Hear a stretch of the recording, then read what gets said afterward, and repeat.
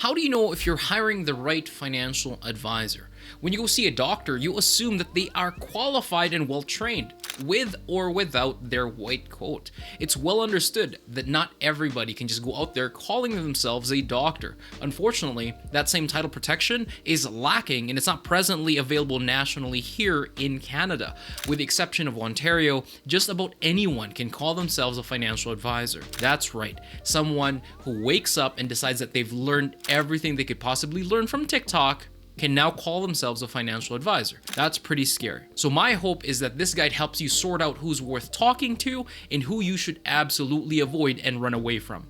I want to help you hire the right advisor that's going to walk alongside you when you're making impactful and meaningful financial decisions. This also has a companion guide. I titled it How to Hire a Financial Advisor. The subtitle is Mom, this is what you should use if I'm not around. That's how I wanted to create this. I'm thinking about my mom because she wouldn't really know what sets a good financial advisor apart from the other. In this video, I'll help make sure that you are trusting the right people with your financial future. I have everything time-stamped, so if you want to skip straight to the interview questions, you can do that. However, I cover questions and I cover ideas that should help lay the groundwork for you so that you understand just how much it takes for you to have a meaningful search when it comes to your financial advice to make that easier. The first thing I want to cover is that you need to understand why you're asking these questions and what you need to listen for and what I would consider to be good answers. When I started looking into this, I found that most guides focus solely on the advisor's billing model, as if that's the sole determinant of competency and their level of care. While that's important, it's far from being everything. You wouldn't want to buy a house just because of cost alone. It has to fit your life and what you're trying to get out of it. So the question I have here is that you need to understand how much deeper you need to go beyond cost. In general, you want to work with somebody that has the heart to educate and won't be condescending and take the time to dig into your financial situation when you meet with an advisor. It can't seem like they're just winging it. So does your interaction show that they have a process? So that would be the first steps. Now, let's assume that you're in the interview or you're now meeting with somebody. The first question you should ask them is if they believe that everybody should hire a financial advisor. So ask it this way. Do you think everybody should hire a financial advisor? Or maybe put it in your own context. Do you think I should hire a financial advisor? This is important because it will give you a sense of their beliefs about what advisory looks like. A no-no here is if they straight up just jump to performance, rates of returns. If they're saying that it's worth hiring an advisor because of rates of returns, that's a red flag. So here are some starting points at what you should listen for. The truth is, I've already said it earlier, not everyone needs an advisor. So their response should try to qualify if you even need one. So a good response would be, I'm not sure. I don't know enough about you. If this is the first question you ask them and somehow they start pivoting to prescriptive recommendations right away, I would be cautious. If they say that everyone needs one, ask this follow-up question then. Do you have your own financial advisor? And I'll leave it up to you to let the conversation carry through. Question number 2, what are your credentials and background experience? The most recognized financial advisory designation in country, or I guess all over the world, is a CFP, a certified financial planner.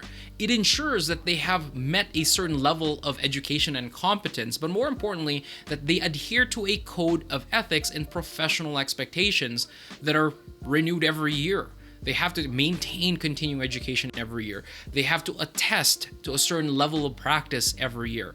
And that's set forth by FP Canada. So be specific about asking for that designation. That would be my preference. If they don't have one, ask for their years of experience. Don't just use graying hair as a shortcut and a beard. That doesn't represent tenure. They could have done a whole host of things in their lives before deciding to go into financial advisory. You're looking for someone with experience, or who has access to a team with experience if they're newer. Question number 3.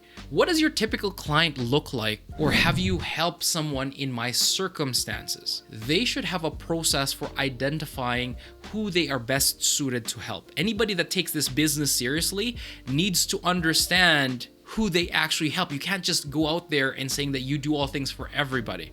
If they have numerous client personas or service segments, ask how each is different. The needs for a young couple planning for their first home, children's education, and career plans are totally different than those who are retiring in the next year or two. Think of it this way. A cardiologist is fantastic with hearts, super smart, highly trained, but why meet with them if you have knee problems? There's 2 different sets of problems that they're solving, right?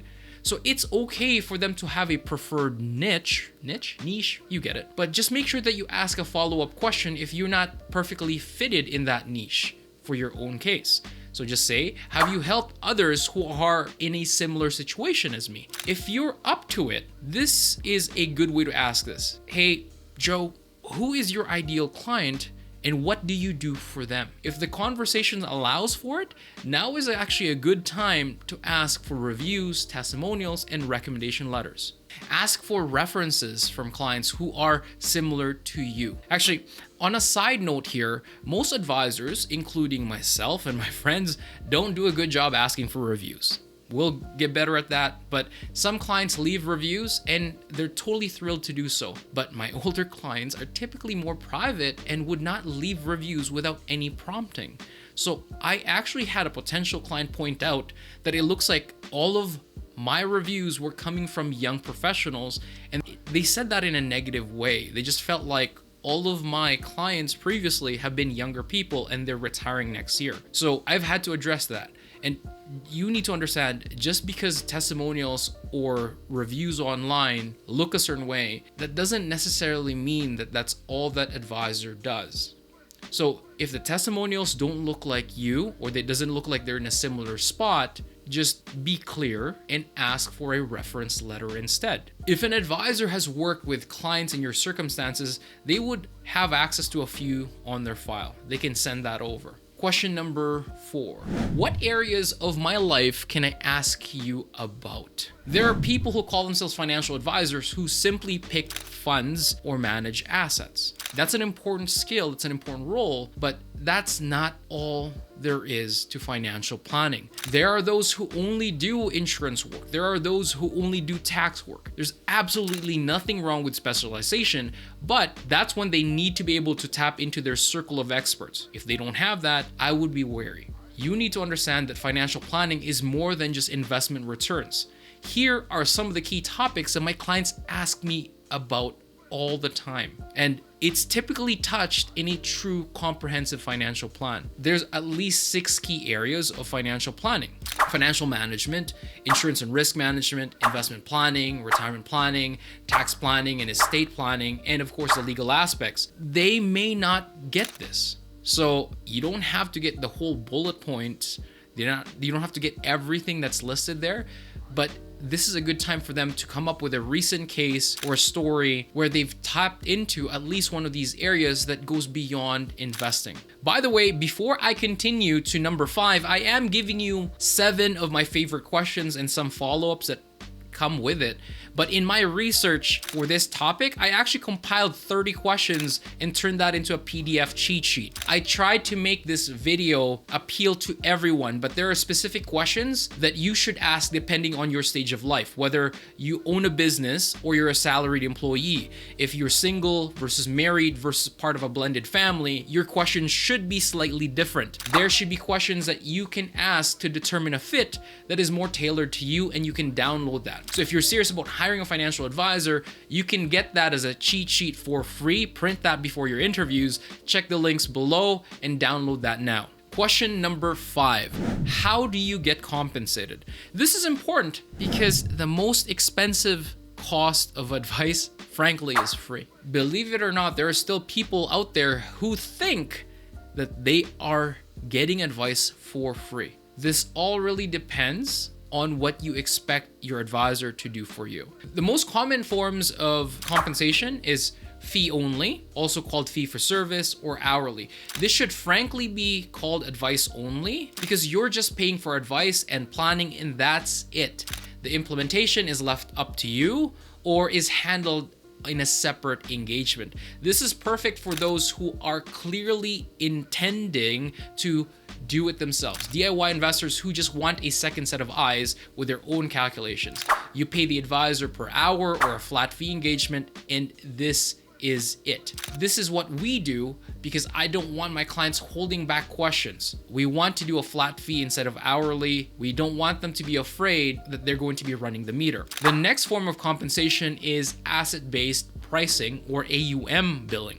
Some advisors will do a financial plan for you and give you advice only if you move your investments over to them. If they're in this model, ask them what their assets under management minimums are, because typically there's a threshold before you work with somebody under the AUM model. Many of you are actually already in this model by default when you invest through a bank. They charge a 2% fee in the funds, and 1% of that should be designated to the advisory cost, and the other half is for investment management. The third way to compensate your financial advisor is through commissions. This is common in the insurance world as well as investment sales.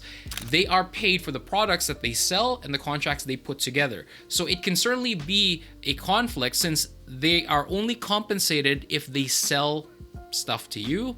The more they sell, the bigger their compensation is.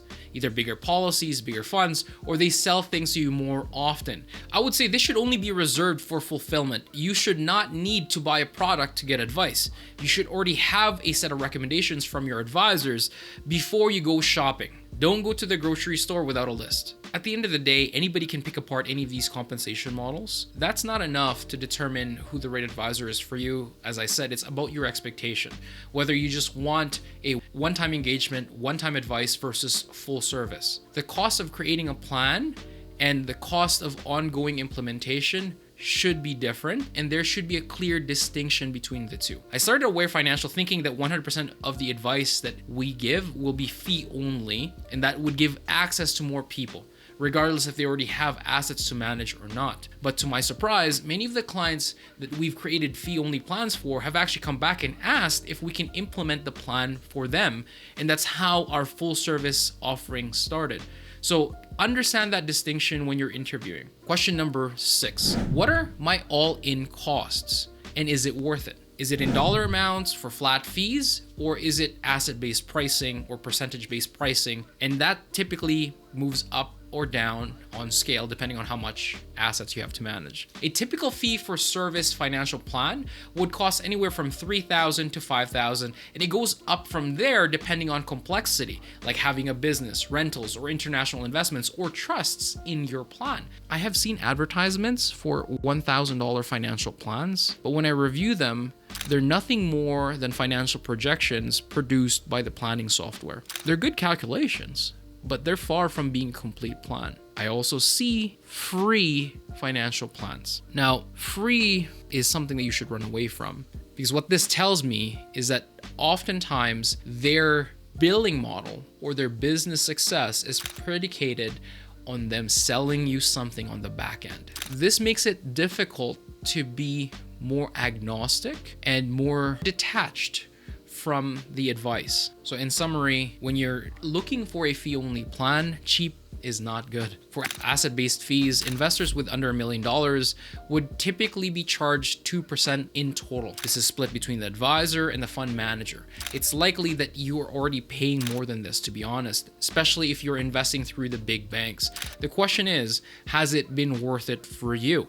Are you actually getting advice? If not, most platforms have F-series funds that you should review. This is because you have actually been a DIY investor and you did not even know about it, and you were paying the full service cost. So if you're interviewing advisors under this model, you should ask how it's split. Cost for advice, cost for planning, and cost for investment management versus platform fees and trading costs. Under our full service model, we have that all bundled in at 1.5 to 1.7% all in, including transaction costs. Question number 7, what does your service calendar look like? I mentioned process earlier.